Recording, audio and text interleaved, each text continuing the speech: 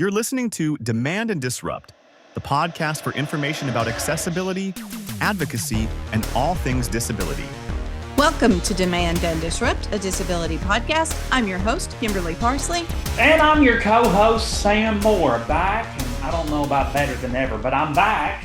And and Kimberly is back. You know, even though we came out with a show a few weeks ago, but it's been slightly longer than that since we've done one of these intros together and one of these precursors to the guest, if you will. And so we're both a bit out of practice. Kimberly told me before we came on that the record button looked a little different. I'm like, Kimberly, how can you be seeing anything different than what you normally see? Because you don't see anything at all. It's different. It is different. I don't know how, but it is. Thank you. We did a little trick on y'all the last couple of months to make y'all think that I was really here, but I wasn't. I was taking off, both just to take off some time and do some work. We're tricky like that. We don't want you folks to figure us out completely. Nope. But Sam held down the fort, to which I am grateful. Thank you so much, Sam. I do what little I can. It was a pleasure to talk to Bethany Curry, the curler, as well as Dr. Amanda Lannon from the University of Kentucky. Yes, indeed. They were good interviews, great guests, and thank you for stepping up and doing that for me. And we have a great guest today, and actually, since we're monkeying with time a little bit here anyway, you all get to hear the book launch party for Tina Jackson's book, My Silence Roars. Yeah, that party, which you and I, Kimberly, were privileged to MC. We did way back in, it was like March or February. It was a long time ago. Years ago, it seems like. Yeah, the weather was still a little chilly, so it would be March probably at the latest. But it was a bunch of fun, and Kimberly and I were both privileged to, rack Tina's brain a bit and ask her various questions about her life and her book. And so you're going to learn a lot about her. If you heard it, you can relive it, and if you missed it, you can definitely enjoy it and be inspired by Tina's great story.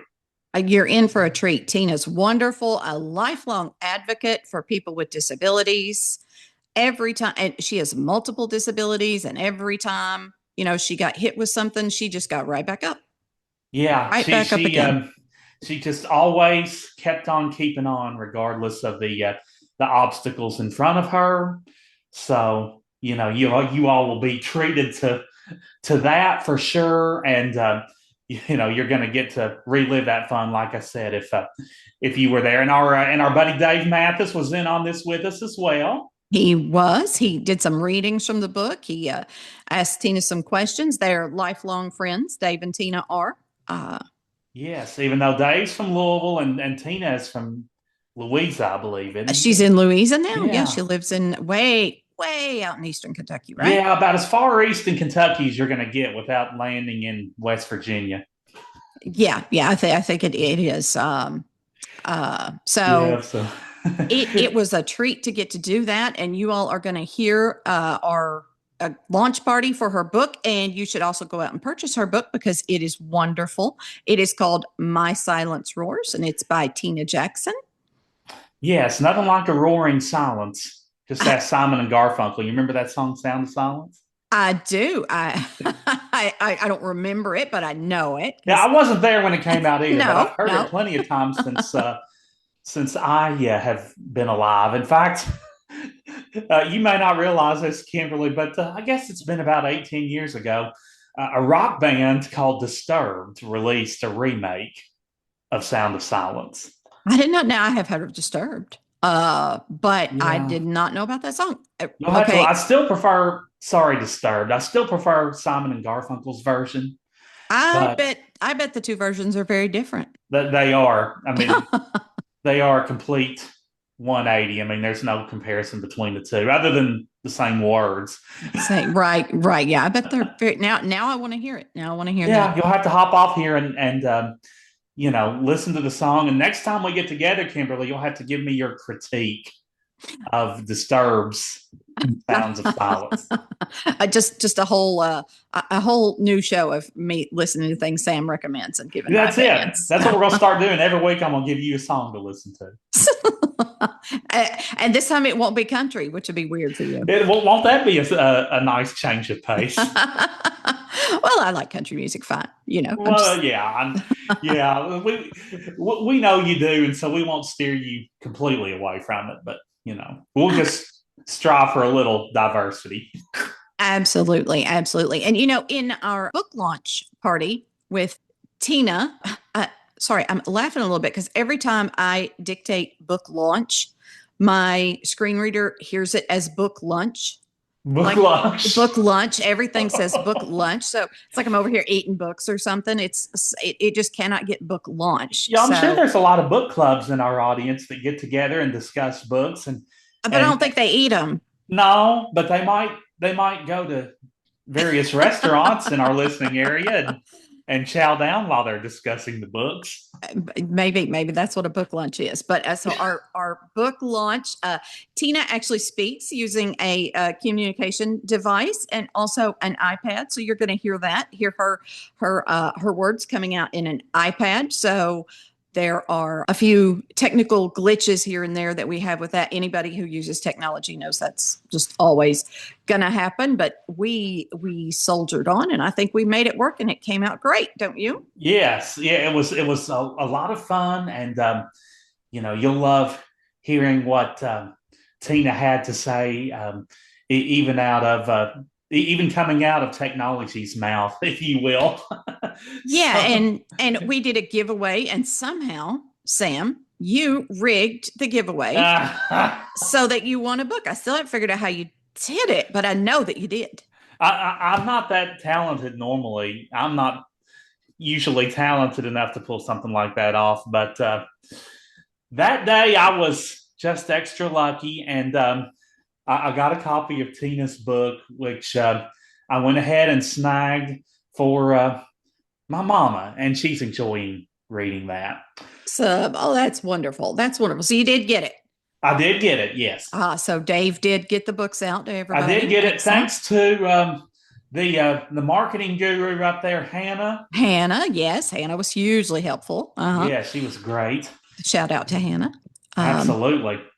Got to give her props. So we were talking about like the technology that Tina uses. And, you know, I don't know. Have we talked about AI on here? We might have touched on it, but I don't think we talked about it extensively. But I tell you, there's almost no escaping it anymore. It's just highly prevalent. And, you know, anymore, you know, when I type a random question into a Google search engine, AI normally gives me an answer. Now, I don't completely trust it. Anytime I see an answer from AI, I always try to verify it on a credible website or something, especially when I'm, you know, looking up stuff for trivia, which I host at a local pizza place in Henderson. I never want to put my complete and total faith in AI, but, you know, it serves a meaningful purpose, and I know it will continue to evolve and develop in years to come. So that'll be fun to track. You know, with those, is it AI overview? Is that what it says at the top of every Google page? Everything? Yeah, I think it is AI overview. Oh, okay. So according to my daughter, like Gen Z, the kids, they hate AI. Like at least, okay, my Gen Z kids hate AI. So your daughter, Sarah, despises it. So she went to the doctor the other day, just a little ear, thing. And we asked a question about could allergies be contributing?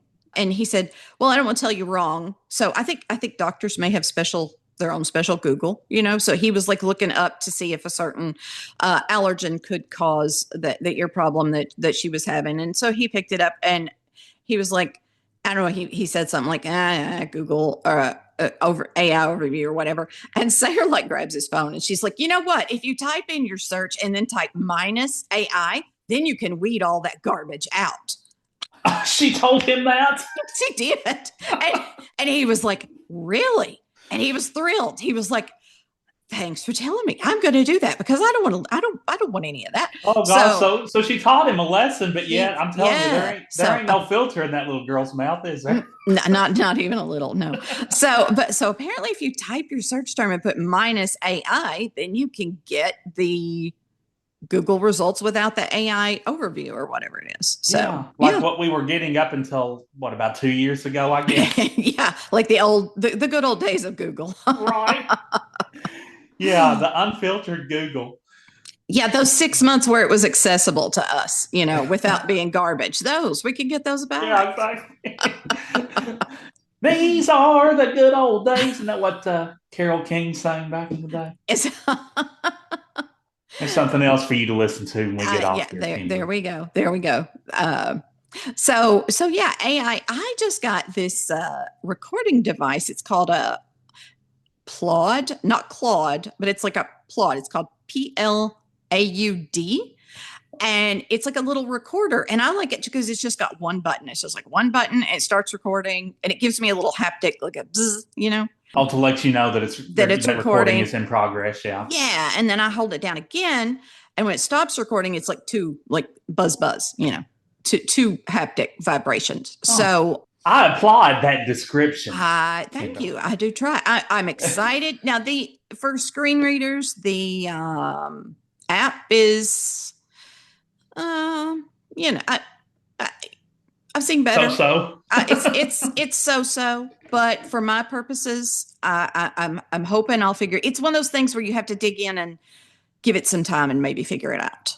So yeah, that's why they always say, whenever you're adjusting to a new piece of equipment, you never want to say it stinks, after only using it for a few days or whatever. You got to give it a fair chance. You do. You really do. But I mean, I use AI now because of the whole Google thing. I use AI more than I will just open like ChatGPT and ask that a question before I will Google, just because I'm getting no AI anyway, right?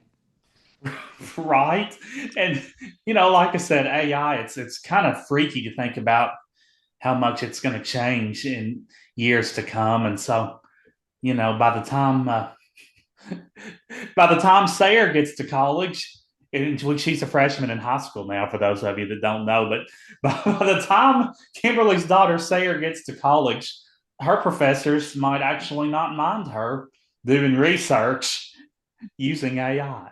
Or they may just be AI. They just may be bots. That's an even scarier thought. I know, right? It may just be all bot college. So, depending on who you ask, do you think AI is going to save humanity or destroy humanity? What's your take, Sam? I'm gonna lean more towards save, but I'm gonna say this, Kimberly. People have to be smart about it and make sure that they're using it wisely and not abusing it, not being overly reliant on it. Although, like I said, AI is going to improve, no doubt. At least ideally it will as time progresses. And it's not bad now, but, like I said, you type in an answer. If you got a research paper that's relying on it, you don't want to completely trust that answer AI gives you, because you may that may lead to a paragraph or two on that research paper that may dock your grade from an A to a B or C or D.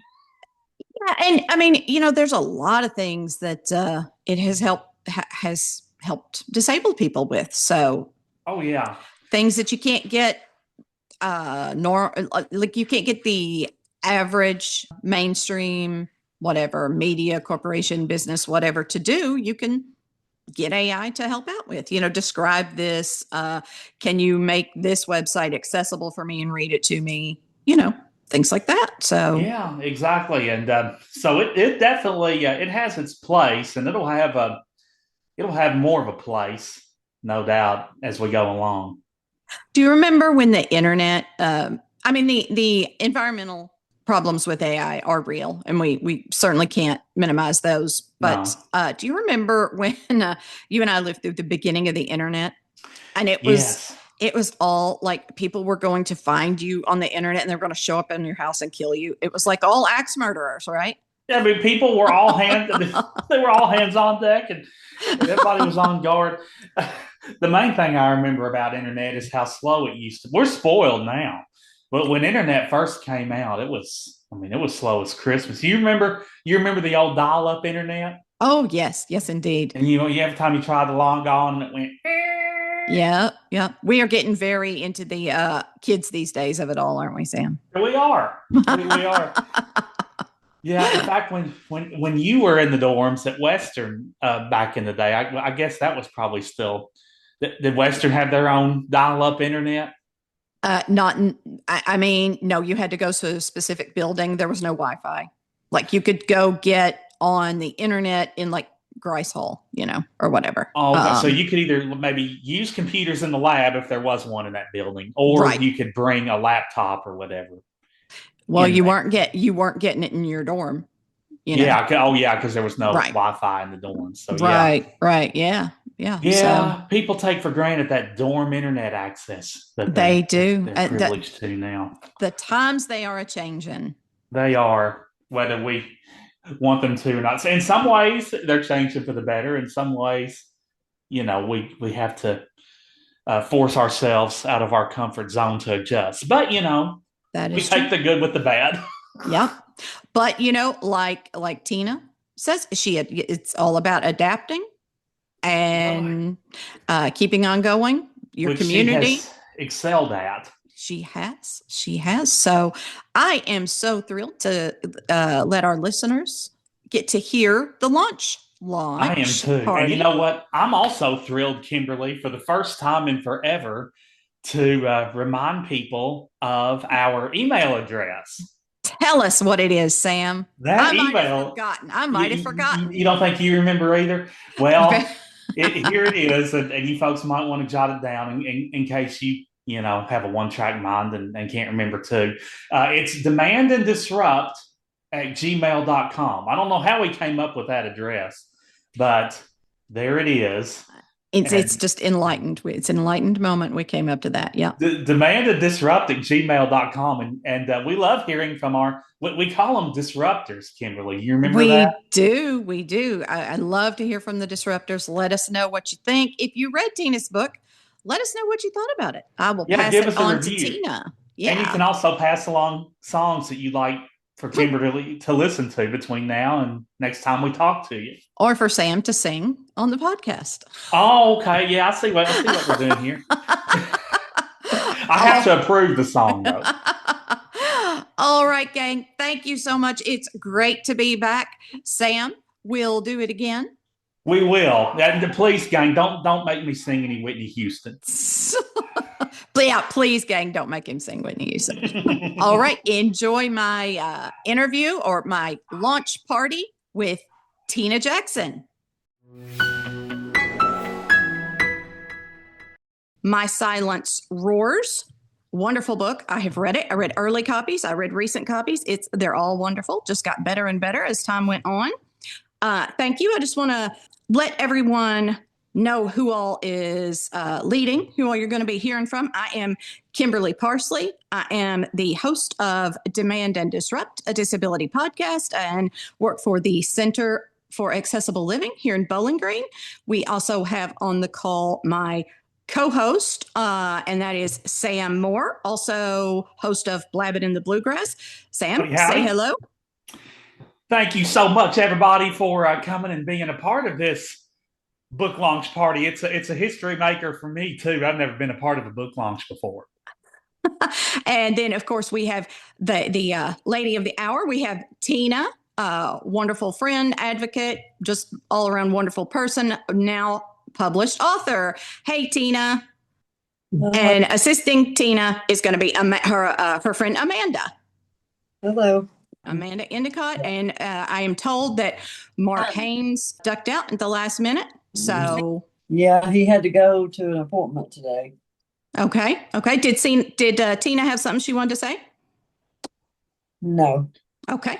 And we also have joining us Dave Matheis, who was integral to the whole publication process, and he's been with Advocado Press for years and years and years, retired. Everyone knows him. Dave, say hello to the fine folks. Hello, everyone. Dave will be, I'm going to try to keep him from talking a lot, y'all, but it's a thankless job trying to keep Dave from talking. Yeah, I know. And then we have Hannah Richards. She is marketing guru at the Center for Accessible Living. She has been so helpful to getting this off the ground. And I want to say a special thank you to her for all her knowledge, her just willingness to help anything we asked for. So Hannah, thank you so much. Thank you all. Anybody else I've forgotten? Y'all, is that everybody? I think that's the principles. Okay. And I am blind. I'm going to be using a screen reader. So any pauses there in the middle of things is just me checking notes and reading along. And so that just pauses are, just good things in general. When you're disabled, you got to give a little breathing room, right? Give it some time. So, Kimberly, can I interrupt for a second? wow, that didn't take you long at No, all. it didn't. It didn't. Go for it, Dave. Since you mentioned that, Tina is speaking with her iPad today, so there might be pauses caused by that also. Mm-hmm. Okay, great. So, and that's just fine. We will just get through that and we will go right on along. And Dave will probably interrupt a couple more times, but we're all used to that. Well, the first thing is I believe Tina has chosen a couple of passages from the book, I think, for Dave to read. So, Dave, are you ready to read those and let us hear from the book? Well, I hope I can do it justice.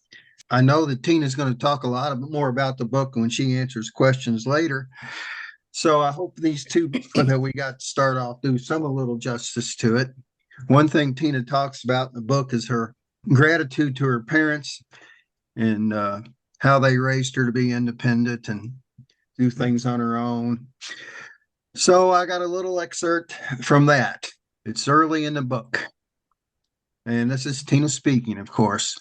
When I was learning to be mobile on my own strength, I'd sit on the floor and pull myself from place to place with my good side. To any observers, it looked like I was working hard. My mother tells the story of when her sisters would visit and watch me strive to get where I was going. My aunts would cringe and say, "How can you just sit there and let her struggle? I'm going to pick her up." No, my mother would say, she has to learn to do things herself. This was how my mother taught me to face obstacles. Pretty soon I was able to pull myself up on furniture and take a few steps, clinging to a chair or table. I'd usually fall and look back at my audience with a grin on my face and then crawl back over to try again. This is the way I learned most things. I was left on my own to figure it out. Developing and adapting ways to do tasks which normally require two hands has been an ongoing process for me. I'm immediately reminded of the Christmas I received my first tricycle when I was about 5. No one was sure if I could manage riding it with one good hand and one leg and a heavy brace, but I was thrilled and eager to try. The first attempt to get on and position my feet was successful, and I began to pedal. The wheels started turning, and I felt I had mastered it.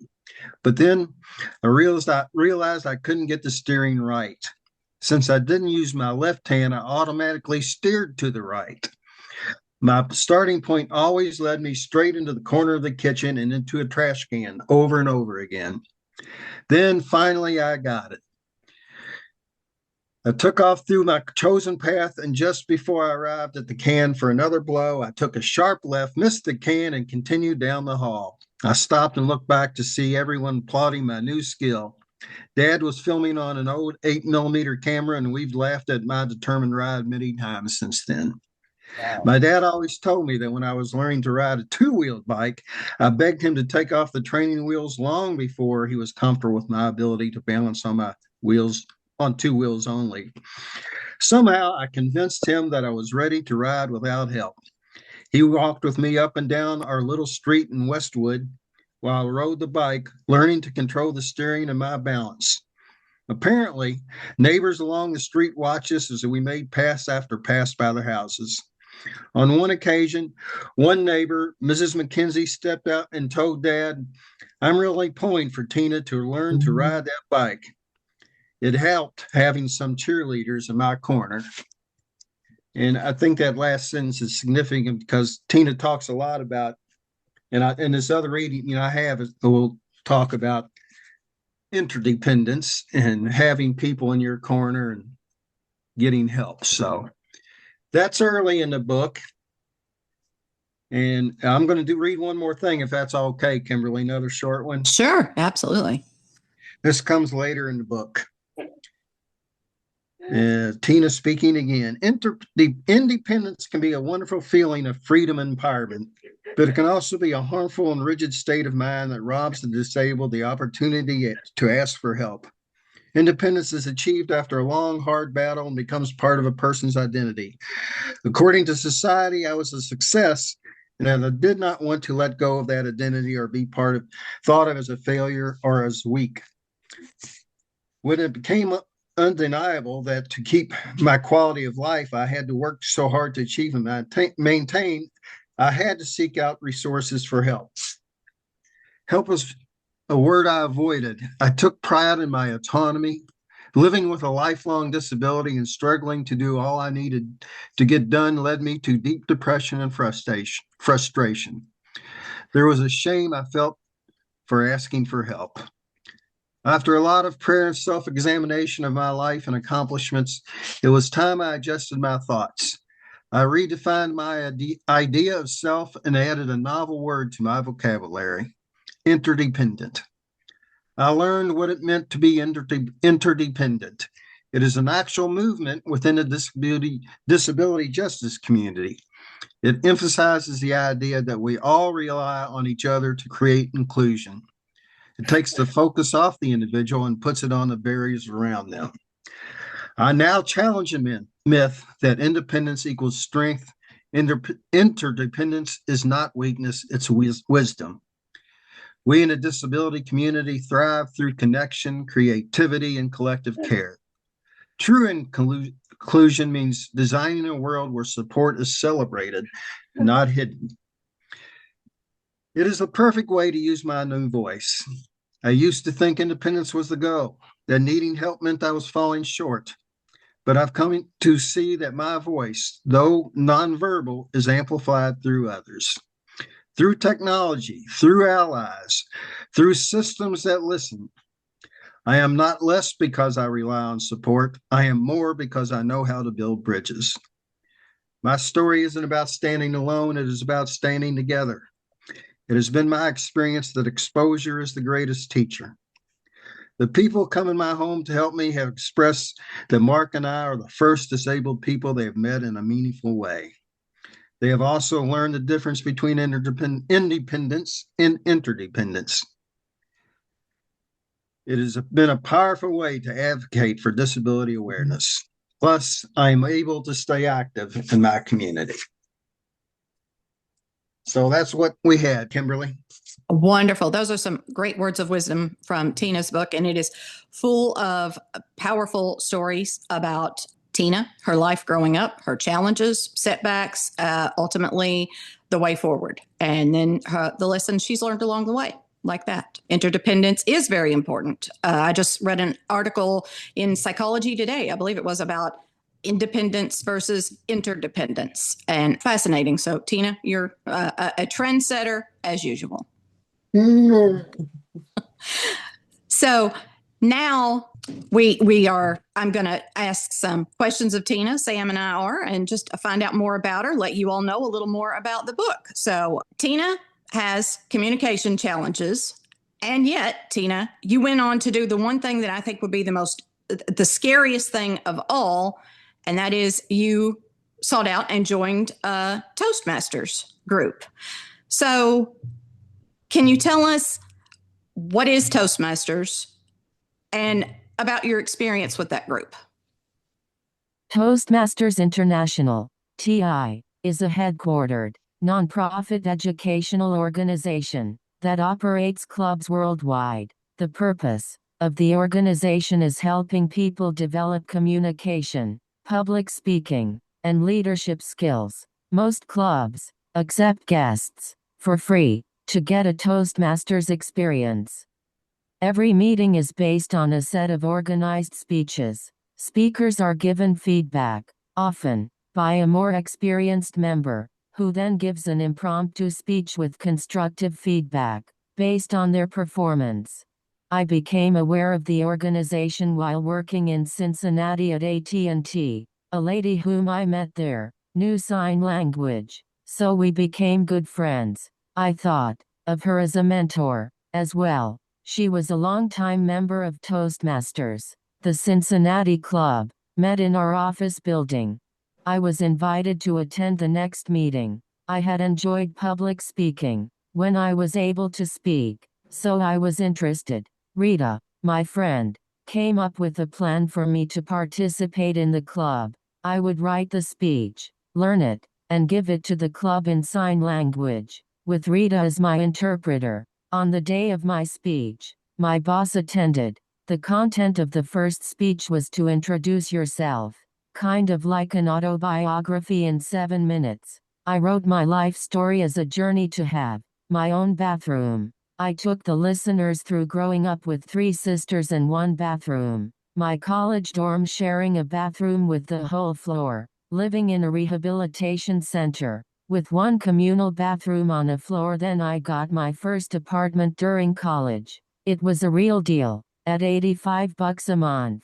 It was 1 big room with a kitchenette, a table for 2, and a twin bed. But if you walk down the small hallway, there was a tiny bathroom with a shower. A lifelong goal finally realized. The speech was a hit. I continued to do speeches until the job ended.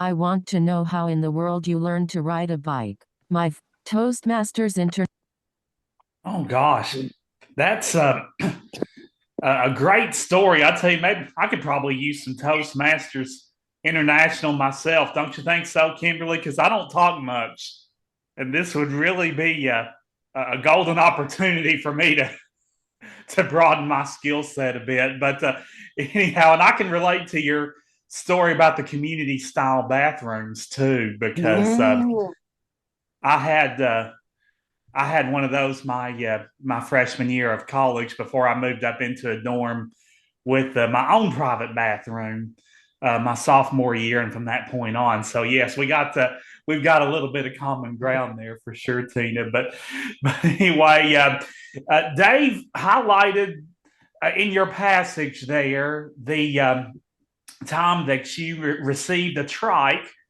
as a gift. And so I just want to know how on earth it was, Tina, that you learned to ride a bike.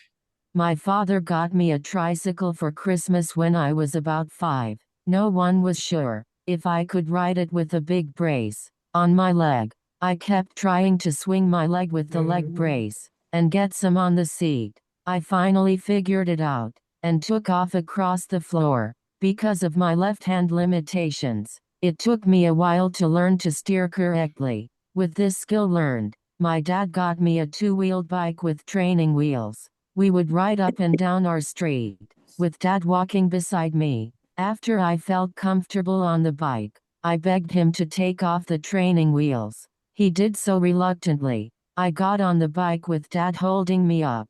We went up and down our street until he gradually supported me less and less. He let go of me, and I realized I was doing it all. I pedaled up and down, but Dad had neglected to teach me how to stop. I crashed into a neighbor's car. I was embarrassed more than hurt.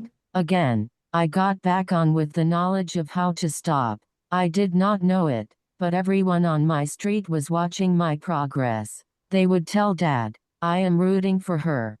We moved to the country, and I had to learn new bike skills. To ride on gravel, up and down hills. This took lots of practice riding up and down the holler. I could ride just so far, then my one-handed steering grip came back to mess with me. I could ride to my neighbor's, but every time I tried to pass her house, I ended up in her rosebush. She would always come out, help me back on my bike, and say, "Keep trying, Tina," and give me a fresh baked cookie. When I did learn to steer away from her roses, she was out clapping her hands. It made me feel as though I could do anything. So, riding a bike meant independence and strength.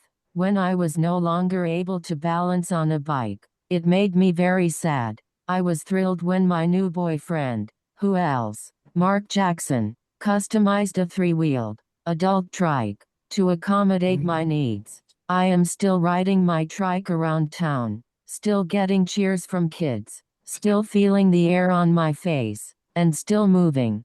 Tina, one of the things that I think is commonly talked about in the disability community is learned helplessness.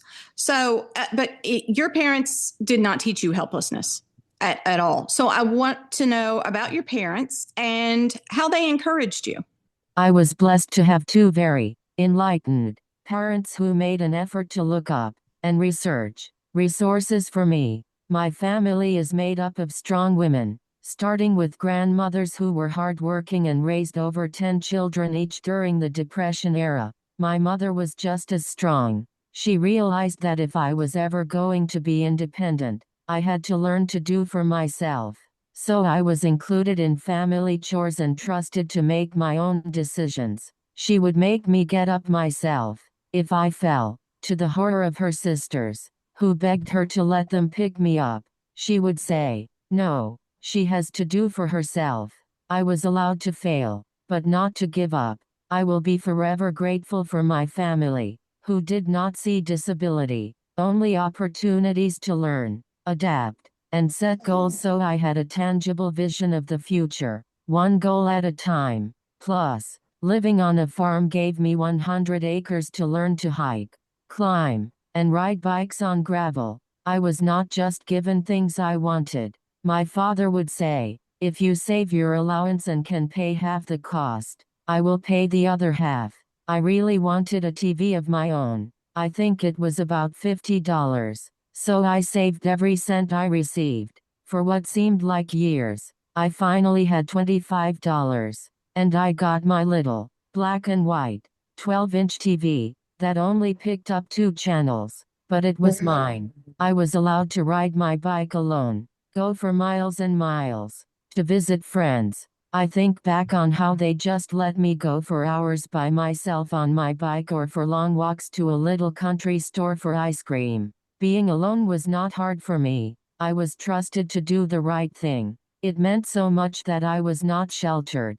When I was old enough to go to college, I was surprised by how many of my peers did not know how to make a bed, write a check, or manage money. My parents talked to my sisters and me about the future. We were expected to go to college after 1 year or get a job, because, at 18 years old, we were to be out of the house. No exceptions. For me, I was expected to find my own path.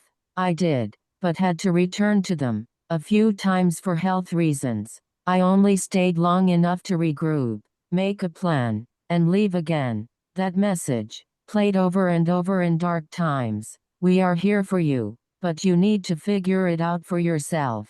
You have complex disabilities. Tell me about those and how they began. That's the next question. That's the next question. See, y'all, we had a script for this. Sam, do you want to ask the next question? Yes, we can hear you now. I was going to ask if Dave got muted, but then you don't want to start Dave talking again. So, well, some people tell you they don't really want to hear me either, but that's a great story about how your parents, Tina, allowed you to, exit your comfort zone and do things that, even your siblings thought were a little scary, but it enabled you to grow and maximize your confidence and independence moving forward. Now, you have, Tina, complex disabilities. So talk about those, if you would, and how they began. Yes, I am a person with complex multiple disabilities. Let us start from the beginning. I was born in 1956, at a time when little was known about brain damage. It is believed that my brain was deprived of oxygen while in my mother's birth canal.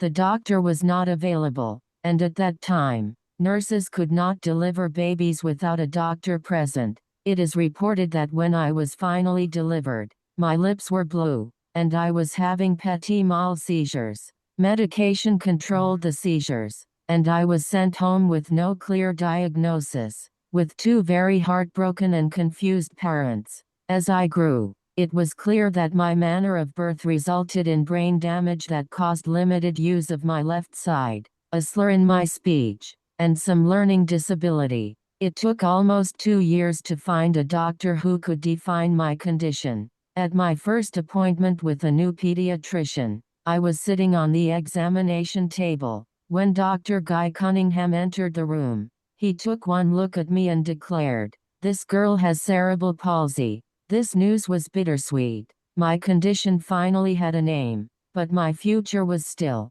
unknown and scary. Dr. Cunningham referred my parents to resources that I would need: speech and physical therapy, and a special class for disabled children, to learn to do activities of daily living. My parents did extensive research on disability, and it was even discussed that we move to California, which offered many more resources for people with disabilities. I did well in kindergarten and preschool, so the move to California was unnecessary. I did finish public school and college. I experienced difficulties in school. However, I did complete public school and earned a degree in social work.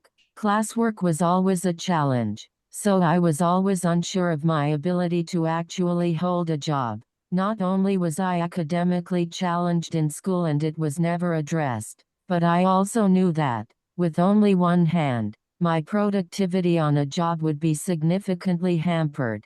That would prove to be true. This led me to the next complex disability. After working as a social worker for a year, in my 20s, I started having seizures. It was a side effect of a new medicine for depression. I quit my job and decided to go back to college to learn new job skills. The fall semester at Eastern Kentucky University in 1980 was full of promise and anticipation. If I had known of the unfortunate events that would conclude that school term, I would have returned to the security of my home. I was at East Kentucky University to earn a second degree, an associate's degree in medical records technology. I had completed a degree in social work a few years earlier, but after working in the field for a short time, I realized I wasn't suited for the job. It was too stressful, and the stress manifested itself in physical illness and seizures. I thought that if I combined my social work degree with my medical records degree,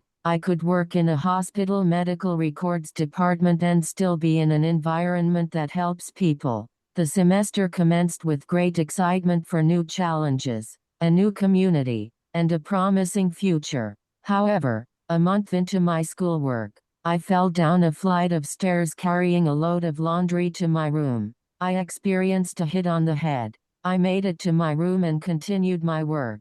My roommate convinced me to go to the hospital for a checkup. I went to the ER, and since I was talking and walking, the physician in the ER did not do any X-rays to check for internal bleeding, but headaches continued, and I began to experience short-term memory loss. I was losing things or forgetting where I parked my car, something I might call senior moments now.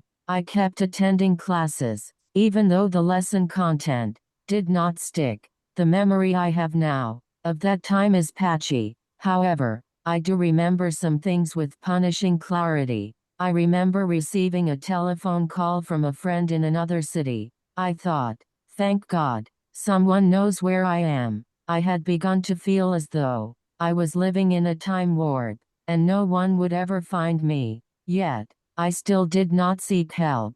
Another haunting memory is when I finally realized that I needed to call for help.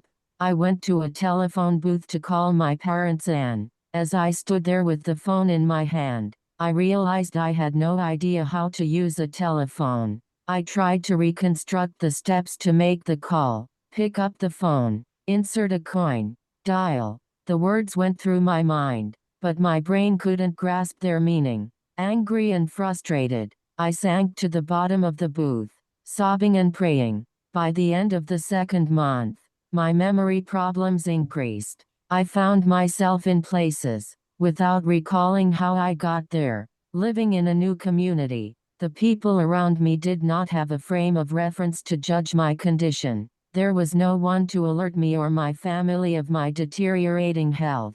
I would lose my balance and fall several times. I still tried to attend classes, while any reasonable thinking person would have sought medical attention. In my weakened mental and physical state, I really did not know how badly I needed help. I was terribly confused. Somehow, I know, it was God helping me. I made it back to my room. My roommate called my parents, and they came to pick me up the next day. I must have been a shocking sight to my parents. I remember riding home in the back seat, curled up in my father's lap as he stroked my hair, saying, "We got you now." The next few months after my departure from East Kentucky University were filled with doctors, exams, and medications. It is still a blurry, foggy part of my memory. Some doctors thought I probably had a stroke. Some thought I suffered brain damage from one of the falls. No new brain damage could be detected on brain scans. I believe I bled in the brain after the steps, causing all the new damage, but doctors can't confirm it. Despite going to the hospital at the college, the doctor did not x-ray, which would have shown I had a brain bleed. I wish I had insisted on a scan, but in my condition, I could not advocate for myself. I was taken to the UK Medical Centre for a neurological examination. They found no new brain damage beyond the original cerebral palsy. During this dark period, I was losing my speech in a gradual progression and part of my vision. In time, I would not be able to speak, and I would lose my left peripheral vision in both eyes. After 2 years at home, recovering from everything and on the right medication, I was ready for another new beginning. I went to the Perkins Training Center for New Job Skills. I was mute, had problems eating and drinking, but was still hopeful. I took a vocational course in office administration. I secured a job in Cincinnati as a data clerk at AT&T. I knew the area well, as I graduated from Northern Kentucky University in 1977. The data clerk job did not require speech, but I used communication devices with my coworkers. I was hoping to retire there. I loved my job, living alone, having many friends, and an active social life. However, 6 years later, I was laid off, along with many other people. Again, I was faced with another new start. God was by my side. The company paid for 2 years of college. I thought, really? More schooling? But I packed up and moved to North Carolina to be with my sister and attend a community college to finish my medical records degree. I was still nonverbal and trying to eat. Upon completion of my degree, I was immediately offered a job in my hometown at a nursing home. I thought, okay, God, can I stay in one place with no interruptions? I was good for about 4 years, until my body started attacking me again. Eating became more and more difficult. Pneumonia was a real threat due to aspiration. The 40-hour work week proved to be too much for me. I weighed less than 100 pounds. I had to quit my job to address my eating problem. I was placed on a feeding tube. In the meantime, anxiety took over my thoughts, causing me to have mobility problems and the need to stop driving. I use a power chair now.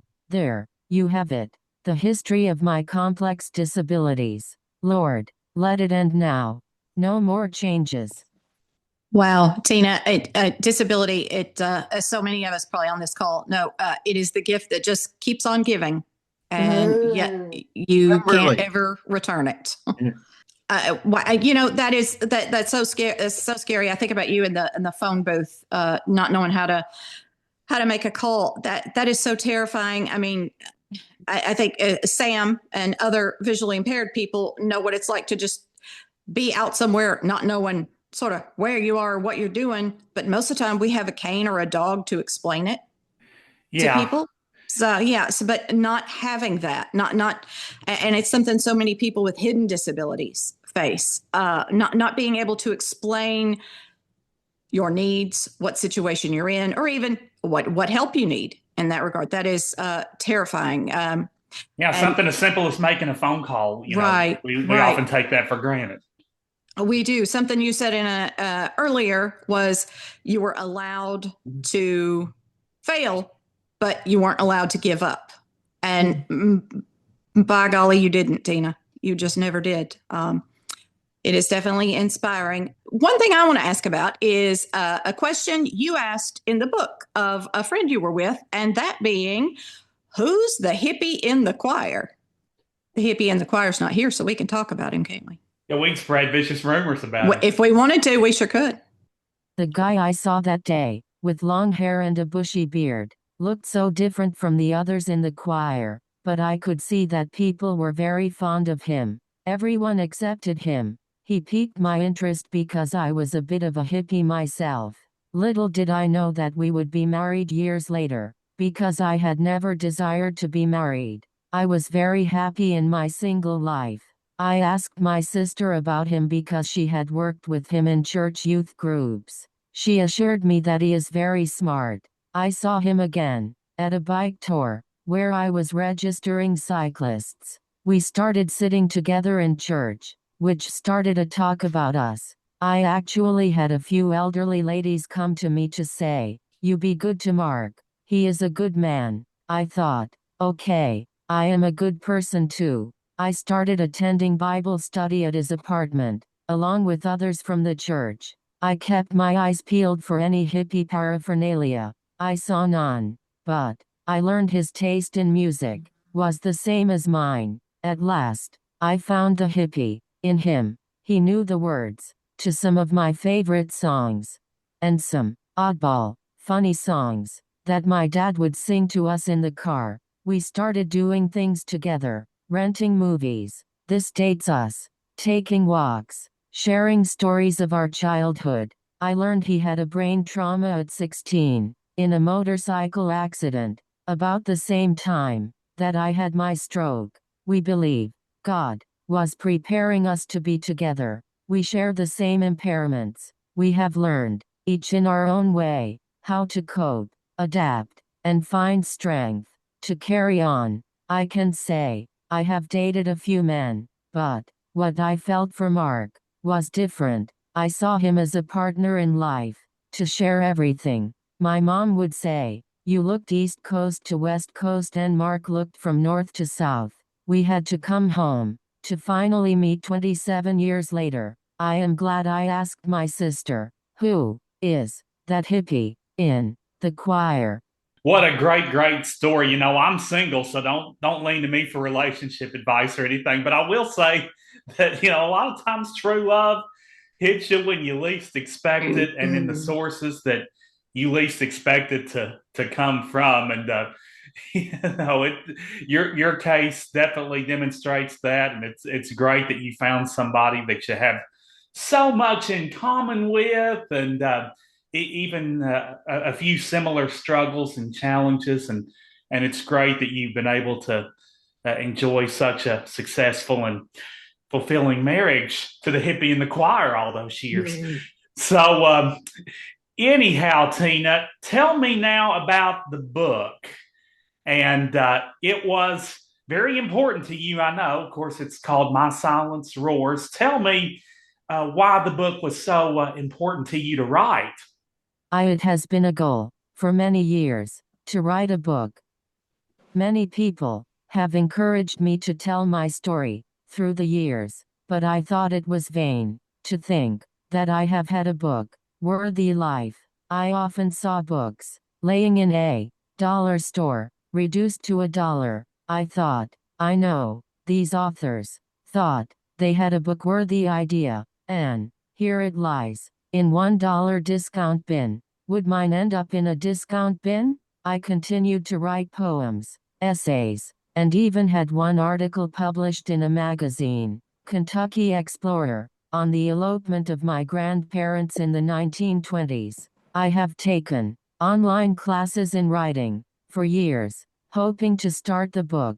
As I aged, I realized that I really did have a story to share, and I finally was comfortable enough to end my book with an invitation to roar with me. Also, I wanted to shed light on the disability community, in a way, to inspire others to pay attention to the injustices, such as healthcare, I finally was comfortable with, on how to end my book. I am 69 and I am ready to share my story with others, in hopes that someone will have a deeper understanding of disability, see all people in a more accepting way, and want to be involved in advocacy and social justice, especially young people. Our future depends on our young people to appreciate the need to be involved. As you turn the last page of this book, I hope that you have a better understanding of disability and disability advocacy, which is not only important, but also essential. The job of advocacy means you learn to roar alongside many other disabled voices. You can help tear down walls of exclusion, demand that society see disability not as a limitation, but as a strength. And when disabled voices are not heard, it is time for all of us to make a noise. We will roar like lions together. Wow, Tina, that just gives me chills hearing you talk about that. And guys, if you know someone young in your lives, maybe buy them a copy of the book. I'm guilty of the whole kids these days thing because it seems like they have it so much easier than I had it. I lost my sight in 1990, pre-internet and everything. But it's still hard because kids are kids and emotions are emotions. But I think it would be good for kids to see what Tina went through, how she overcame it, and maybe it says to them how many more opportunities they have to take advantage of. Yeah, it puts challenges and struggles into perspective for them. It does. It absolutely does. So, yeah, Tina, you say something very profound in the book, and I've jotted it down because I kind of pinned it to the top of my notes because it was so profound. And I want you to elaborate on it. You say, asking for the easy way is a sign of wisdom, not weakness. So can you tell me what you mean by that? Asking for the easy way is a sign of wisdom, not weakness.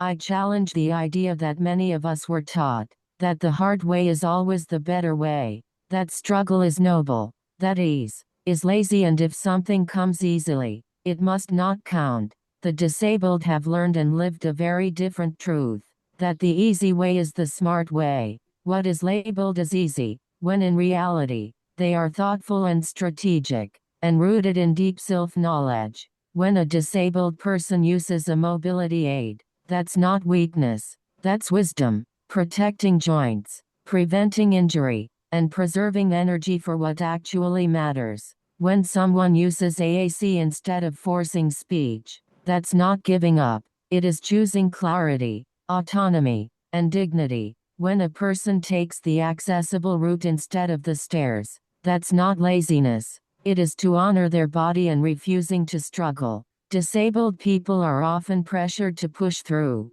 to try harder, to prove themselves. But the truth is, not every challenge deserves a battle. Wisdom is knowing which ones do, and which ones don't. Accessibility itself is the easy way, and that's the point. Ramps, captions, power chairs, grab bars, flexible schedules, sensory-friendly spaces. These are not luxuries. They are tools that remove unnecessary barriers. They make life smoother, safer, and more equitable. And when disabled people choose these tools, they're not being weak. It is being smart, resourceful. They are experts in their own bodies. When disabled people choose the easy way, they are not taking shortcuts. They are choosing sustainability, safety, and self-knowledge. They are choosing to thrive rather than merely survive.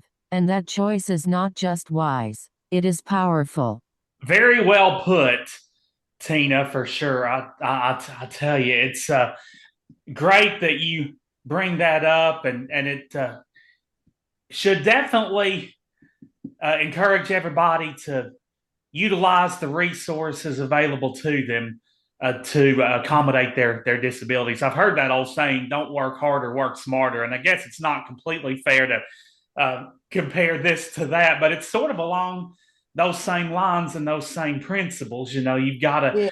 I said yes. use what resources you have, because you've got enough struggles and challenges with your disability, and most people who have disabilities do have enough challenges. So utilize the available outlets and avenues that can make your life easier and safer, and protect yourself in a lot of cases as well. Mhm.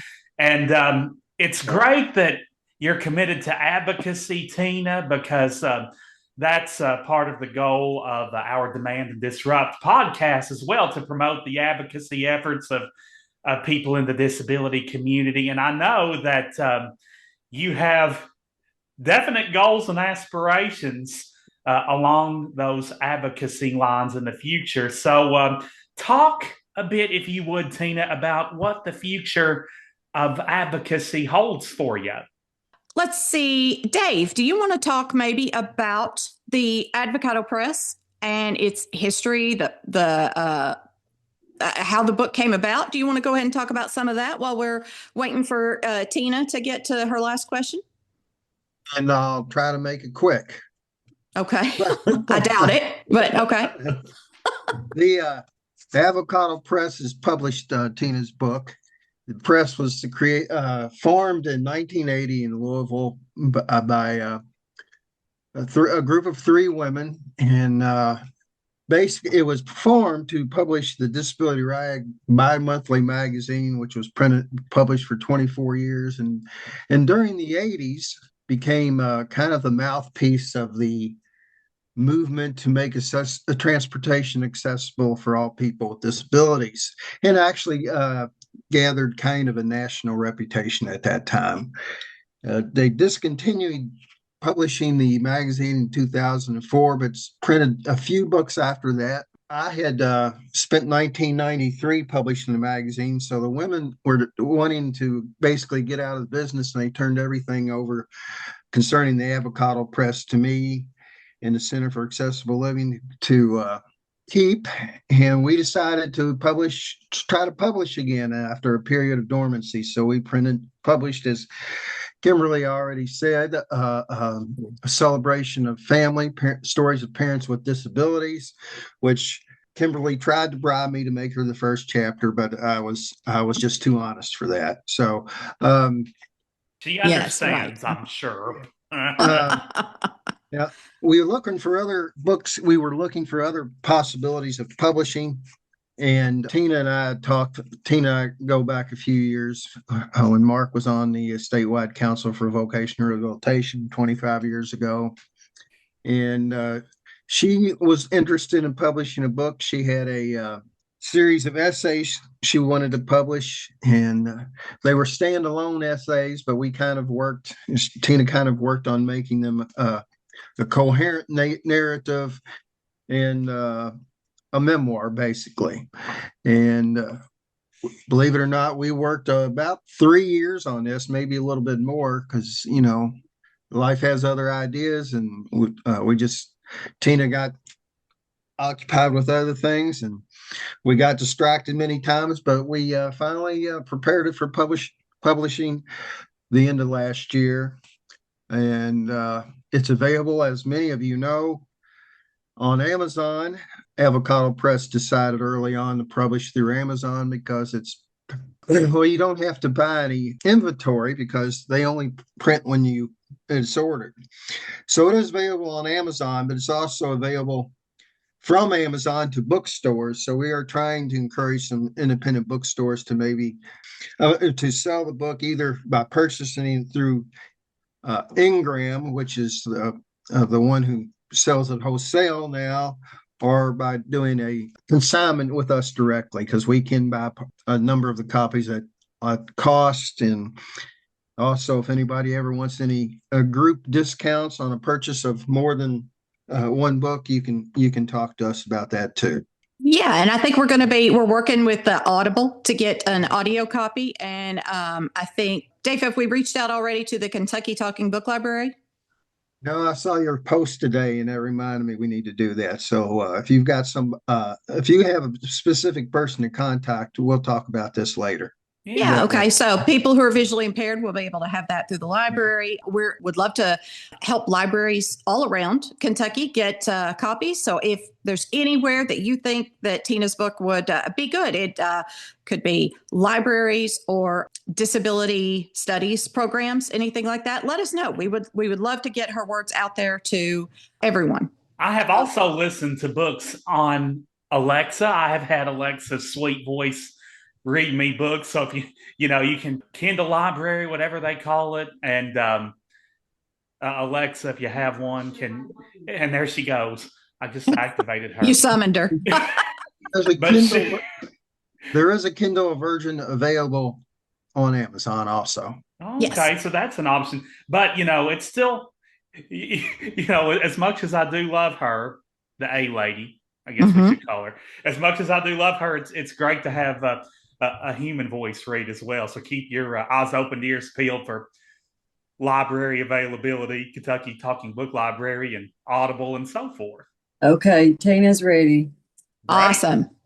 I think I can end the book, but advocacy never ends. I would like to stay involved in the ongoing battle for disability justice, inclusion, accessibility, and affordable health care. But, more importantly, I want to take some role as a mentor and inspire the next generation of young people to get involved in advocacy. The future scares me as I see our rights systematically taken. If we do not act, we will lose life-saving services. I would like to do more public speaking and writing, teach sign language, attend conferences on disability. I would like to create community projects to promote inclusion and help newly disabled people and their families to navigate the resources they are going to need. I would also like to try to start painting again. I would like to see my family more and take more naps.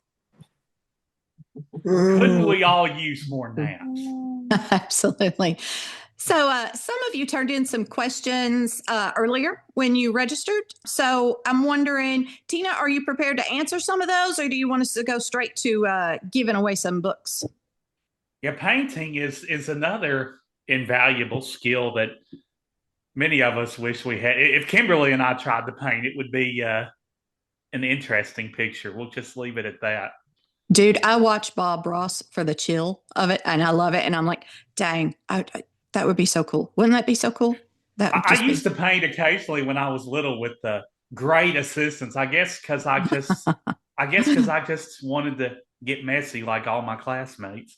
I just didn't want to be left out. But anyway, it's great that Tina has such high aspirations, and I'd say the future of advocacy is quite bright, especially with our friend Tina playing such an active role in it. Yeah, and we have Center for Accessible Living is starting the KY Kentucky Advocacy in Action, I believe is what it's called, trying to work on an advocacy network across the state. So, yep, there's plenty of opportunities to get involved in advocacy. Lots of need, lots of opportunity. Make your voices heard, Pete. Absolutely. Hi, everyone. Okay. Everyone. Is she ready for? Yes, she's ready. Does she want to answer some of those questions? Yes. Yes. Awesome. Thanks, Tina. Sorry about that. So, Hannah, do you have some of those questions that a few people wrote in? And thank you all for that, by the way. Yes, I do. So the first one says, congratulations on your book. Tell us more about the meaning of the title, which I know you kind of went over, but if you could, talk a little bit more about that. I cannot speak, but I like to make noises. We'd love to hear you, Tina. Yeah, silence is more powerful than yelling a lot of times. Mm-hmm. Yep. In the right places. In the right places, she said. In the right places, yes. Is there another one, Hannah? Yes. What part of the book was most meaningful or the most challenging for you to write, Tina? Tina, do you want me to answer that one? Because we talked about that earlier. Yes. Oh, right. She said Sorry yes. about that. Yes, Tina got this question late, so she told me the answer. In terms of the part that was hardest for her, I think the hardest part was bringing back the spotty memories of my time at Eastern Kentucky University after my fall. I was never so confused. As I look back now, I realize the danger I was in trying to do normal things like driving. And that's her response to that question, is that the most difficult part of writing the book was the experience at Kentucky University. Well, and a lot of times we try to deny that we have problems. I know she said after she fell, she went right back to her room and picked right up with homework and stuff and was doing okay. So a lot of times we have a problem.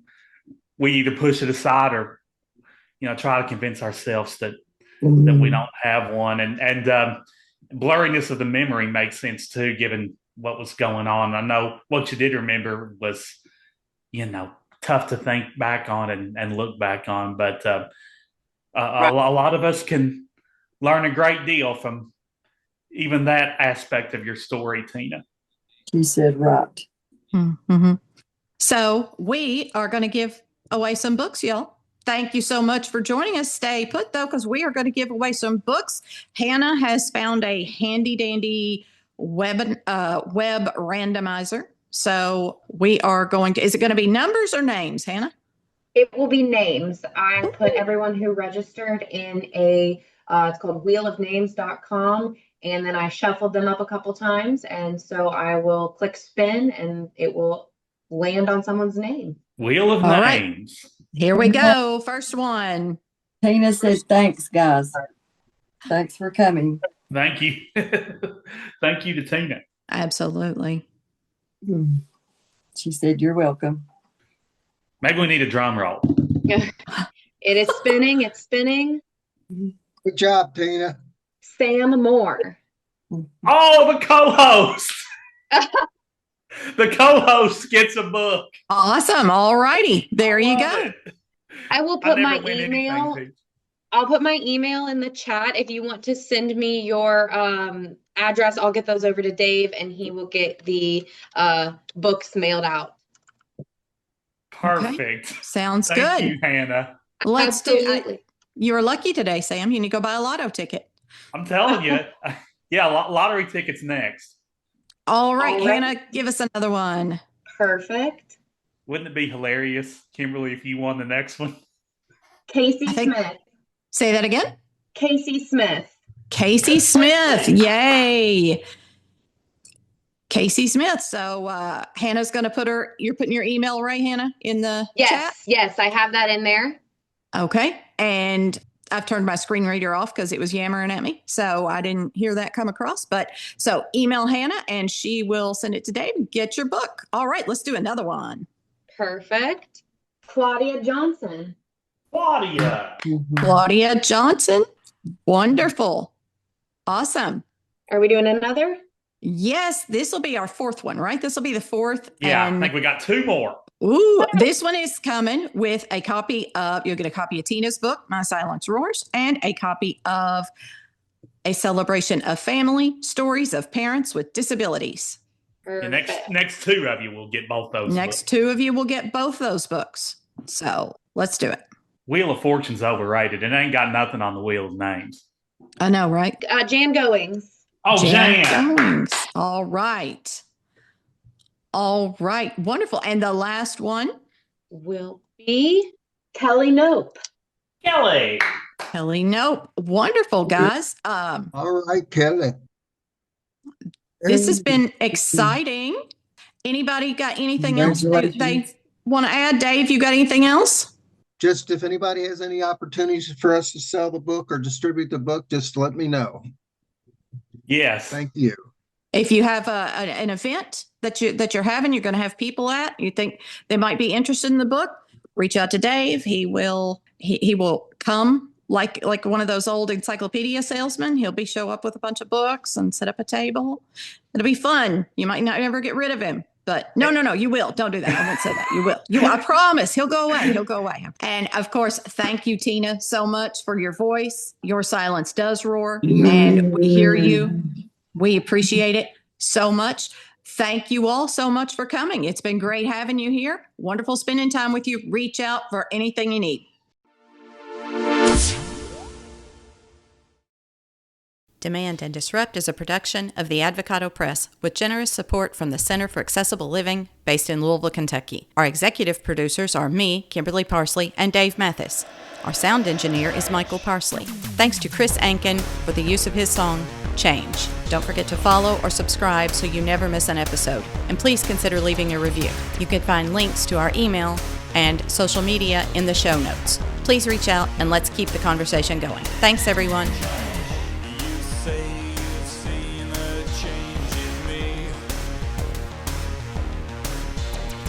Just for once, I think I would agree. We both know there's a difference. We've had our curtain call, and this time the writing's on the wall.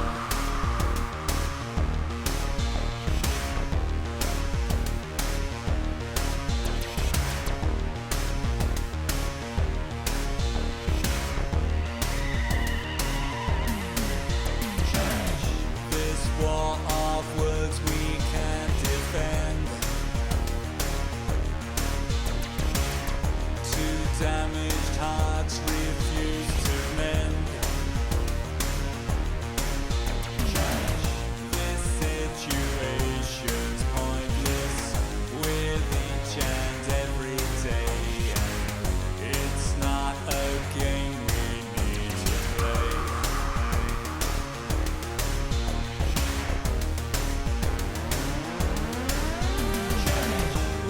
Try to make things better, repair and rearrange things, but each and every letter spells out the need for us to open up our minds and hearts to change.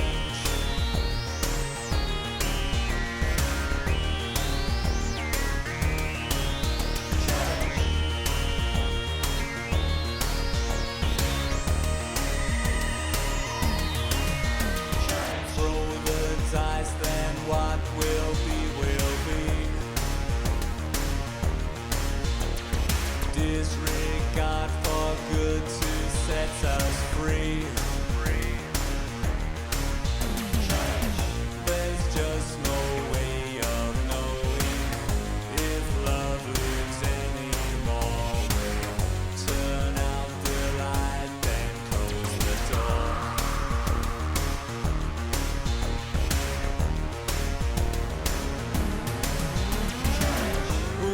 Try to make things better, repair and rearrange things, but each and every letter spells out the need for us to open up